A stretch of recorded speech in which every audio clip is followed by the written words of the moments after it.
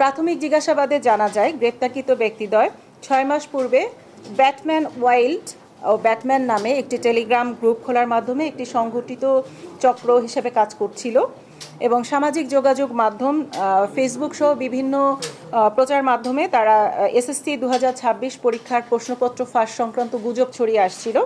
এই গুজব ছড়ানোর মাধ্যমে শিক্ষার্থী এবং অভিভাবকদের বিভ্রান্ত করে তাদের কাছ থেকে বিপুল পরিমাণ অর্থ হাতিয়ে নেওয়ার অপচেষ্টা করছিল।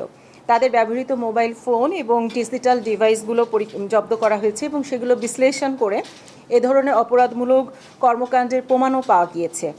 গ্রেপ্তারকৃতদের বিরুদ্ধে সংশ্লিষ্ট থানায় আইনানুগ ব্যবস্থা গ্রহণ করা হয়েছে এবং এই চক্রের সাথে অন্যান্য জড়িত আসামিদেরকে গ্রেপ্তার করার কার্যক্রম অব্যাহত রয়েছে। র্যাব মনে করে এ ধরনের কার্যক্রম শুধু আইনগত দণ্ডনীয়ই নয়, বরং দেশের শিক্ষা ব্যবস্থার প্রতি আস্থা নষ্ট করে শিক্ষার্থীদের মানসিকভাবে বিপর্যস্ত করে তোলে।